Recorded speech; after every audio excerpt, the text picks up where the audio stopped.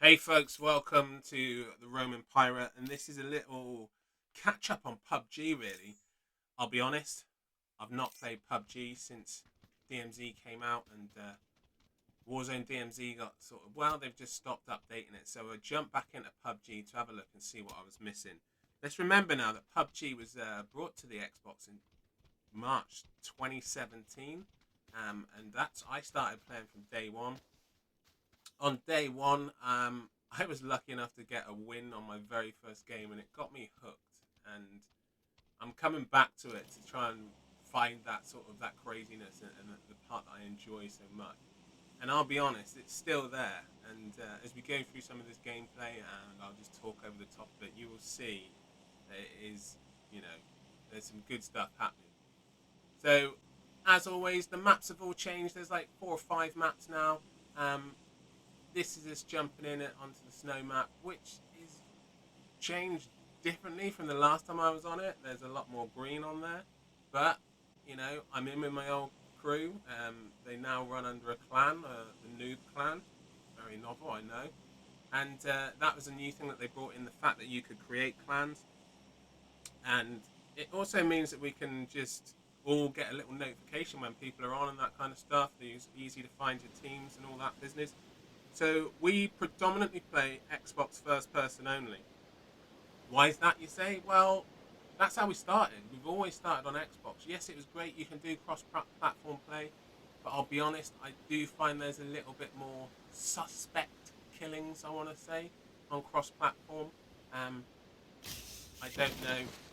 We can all plug a Cronus in and be amazing and have zero recoil and all that sort of stuff.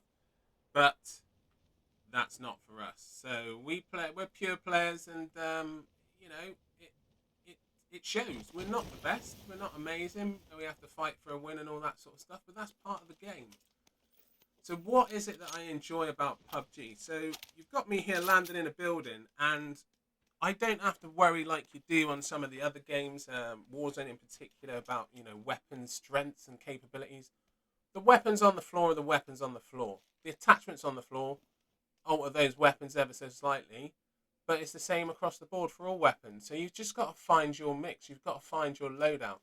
And you'll see in all of this footage that I will be running with a sniper, a one-shot kill, one or two shots, sorry. A two-shot kill, we'll call it then. A two-shot kill, and I will run with the Acer AR assault rifle. All both 7.62, so I don't have to worry about mixing and matching with ammunition. That is what I'm always looking for when I hit the deck. Yes, there's occasions when I can't find that and I'll run with something else, and you've got to make that key decision at the time, but that's part of the game. All the attachments that I pick up and put on, from playing this game so much, I know exactly what I want. And it is going to be, I want the sniper with a 4 or 6 times on it, and on my AR, I'm either going to have a 2 times. That's what I prefer, 2 times or holographic if I can't find a 2 times. Right? And that's it. You see it, I land, and I'm looking. Oh, there's a sniper rifle that I want.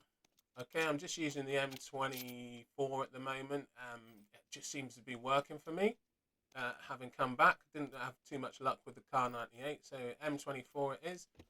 But it's just, I suppose it's just me getting that muscle memory and getting back to things. When you are rolling as a team on this, it is imperative about communication. That is the key thing, communication and movement, and knowing where you're going and all that kind of stuff. We're pretty poor, actually. We don't like to drop into the hotspot zones too much, because we all like to have our full kit out, and that's all the attachments that we need on our weapons, before we sort of get involved. But sometimes you've got to just go with it and take that fight early on. Now, as I was saying, on the Xbox, you'll notice on the kill feed as it comes up, you've got the number of squads next to it. So, Xbox first person only, you might get 30 to 40 players in a game on like a Friday, Saturday night, and that's when we enjoy it the most. Yes, there's not 100 players, but it doesn't really make a difference, because yes, there's bots out there, and yes, they are quite clever and they do kill you. But sometimes, check this for a shot. Boom. Now, it is only a bot, but it's a bot on the run, and he's on the move. And that's what I like about the sniper rifles. It's satisfying to get a one-shot kill. Whereas on our on Warzone or something like that, you've got to have the perfect build. You've got to watch the videos. You've got to tweak your attachments to get those one-shot kills with a sniper. Whereas PUBG, helmet levels 1, 2, 3. You know, if you hit someone in the head and they got a level 1 helmet on, they're dead or they're going down, needed to be rezzed. And a 2, you can kill them. A 3, it's going to take 2 shots. So it's nice and simple. Early days in PUBG, driving was an absolute nightmare. You'd find yourself hitting a rock, flying in the sky, going under the map. They've tweaked it all, it's all fixed, it's all better. But the driving in PUBG is pretty damn good, I think, in comparison to some of the other games out there. I think it's quite fair and accurate. You know, the cars are a bit dodgy. This is me picking the crew up and just getting us into the zone. Look at that. Yeah, we roll on our side, but luckily the canter of the ground saved us on that occasion. There's too many times when we roll on our sides out in the middle of nowhere and damn it, we're on our feet and on our hoofing and running over. It happens, but we were lucky on this occasion, and one of the other guys has checked on the map and found us a location to drive to, so we're all heading towards that location. Nice and simple, yeah? That's what it's all about. We're going to get in there, secure the area, and see where our next move is. We're all looted and booted, a few people looking for a few extra bits. So after a bit of running around and looting in there, we decided to get on our heels and head towards the circle. This is a new thing that came in, is the blizzard. Now, I was unaware. I was like, oh my god, boys, what the hell's going on here? And then I realised I started to take health damage. And they were like, oh, yeah, the blizzard will kill you. I was like, oh, right. So that's pretty cool. It's sort of, again, another little thing out there that pushes you, forces you to move. You can't stay out here too long, apparently. It's even worse if the blue is in there as well, which can happen. You will get caught in it in the blue. So I packed some pills in just to try and make myself, you know, not die out there. We're in the circle. It's just encroaching on the circle, but it's sort of making our game. You've slowed down walking, we've slowed down and all that sort of business because of the blizzard. And who knows who's in the blizzard coming out behind you or vice versa, coming towards you. You don't know. That makes it, I think that makes it a little bit better to push us and make us think a little bit harder. So we're down to the last 8. So there's us 4. We know that there's going to be 4 players out there somewhere. It's just a case of getting eyes on. And this is where that communication comes into it. So we're all sort of looking around, scanning around. We've got a ping go out over there.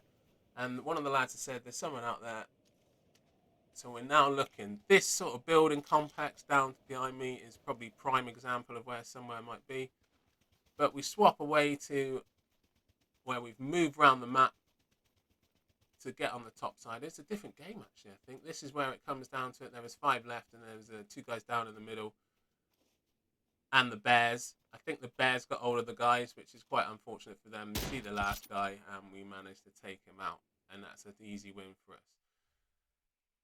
Other thing that they've brought in is this. You can see they've got the little symbols above their names and that. So you can award people stuff for being extra good in the game, or, you know, being good leadership, good communications. I don't know what it does for you, but it's just something that's there now, and you can sort of utilize it as you need.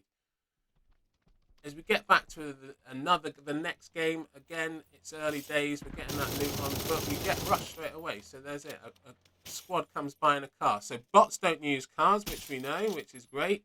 However, you know, as soon as we hear those vehicles, everyone's up, everyone's thinking, everyone's looking, and the fight goes on. And this is a good battle that we had, a hard-fought battle, lots of to-ing and throwing, and then we start to push. They were buzzing us with cars, taking shots, vice versa, etc. And we were holding them in the compound, trying to sort of make ourselves as big an area as possible to protect, or a smaller area. And we get the eyes on. We know they're in this compound over here, so we start to push. And it's just unfortunate. I had a smoke grenade out, which wasn't the ideal thing to have out. We lose one. Just couldn't get that little shot through the doorway there. But we're all talking, communicating, and that's when it gets a little bit complicated at times. Managed to drop one. didn't get the kill on the other, the confirm on the other, but got taken out. Our last man standing, he's now got his work cut out. He's looking for the other guy who catches him, but didn't catch him enough. So we went out in 6th place there on that match, and they were all players left. So that's good. Well, we're talking, 30 players left in there, which is good. The other thing you can think about, obviously, for those of you that want to get all the little extras, the aesthetics, you've got your daily missions, you've got your weekly missions, and they just come along naturally as you play the game, or you can go straight after them and specifically do them. That'll then allow you to get those super cool outfits that you really, really need, and the XP to buy stuff in the store. And it'll be the rubbish stuff that people don't really want and all that sort of business. But it's there if you want it. It's nice to know it's there.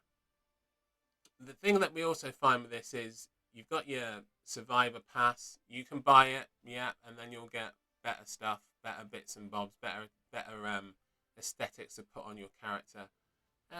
It's you can give it or take it. It doesn't change the game. You're not getting a certain type of gun or anything like that. All the guns are there available for everyone to pick up. Yes, you can get skins for them, but the skins don't have any effect on them like some of the other games that we play, where you can get you buy a skin and it comes with a gun and a build and it's been tweaked and all that sort of stuff. It just doesn't happen in PUBG. PUBG, it's all about your skill at aiming down sights and keeping your shots on target, which I want to say it's like the pure form of Battle Royale. And that's what makes it satisfying when you do hit that headshot from 100 meters when they're on the run. When you do spray down a load of people coming in a car and all that kind of stuff. It sort of makes you feel better inside. Within the game, this is on the new map. On this new map, we were sort of right out in the middle and we got the emergency extraction thing, which is amazing. Okay, we're in the blue. We get flagged on. And it's going to drag us over the circle and allow us to get off somewhere else, which is a godsend because this is a big old map. It's a big map. It's slow moving. If you haven't got vehicles and transport, then you are going to be in stuck. So we get dragged up, and I think we'll all agree that this is pretty cool. We've picked out where we want to go. You can see the ping going out. Once that ping's out, we all know where we're going. We can all see it, and we usually, because we're all talking to each other, we'll decamp or release and get the parachutes on. And it's nice and simple. We're hitting them buildings. Alright? So we hit down onto the ground. Everyone's looking eyes around to see if there's anyone else following or coming. And then we get in on the... Just narrowly missed that. I'm too used to Warzone where you can grab hold of everything as you drop out. We ran around there, did some looting, and then we're getting down to the crux of it. 20 alive. And we're hitting sniper shots. We're getting shot at from the hills up on the right and on the left. And we've got nothing but open ground. So we're communicating amongst each other. So that's a player that I've taken out there. Do you notice? I took the shots. There's no running over to thirst him or anything because I've got a load of open ground to cover. There was shots raining out from all over. But this is our only little bit of cover. That's the good thing about PUBG is that sometimes, if you haven't got cover, you've got to make your own. You've got to bring a car into the circle, blow it up, hide behind it, and all that kind of business. But here, we're sort of in a poor area, let's be honest. There's not much cover, but you see, you can get those headshots, those one-shotters. Get them in, and it's all thinning them out. There's now 16 people alive, okay? So we're pushing in. This is our little area. We've got to hold this to see where the circle moves to. And fingers crossed the circle goes in our favour. I'm going to hold the left flank. I really thought that was a player. You often find that on this. There's bushes and trees that I'm sure the developers make them look like players from a distance. You sort of look at it. Happy days, 6 times on the floor. I'll pop that on. That's going to make life a hell of a lot easier. And I know that there's someone out to my right-hand side. And we're just checking the back of the circle because the guys weren't sure if there was someone around there. So it's all eyes in. I'm protected from one side. Ali's taking shots. I can't see anyone from that side, but that's where they're saying the shots are coming from. And finally I see him. I knew he was out there. Put the ping out so everyone knows where he is. Just ease back. Boom. Headshot. He is knocked.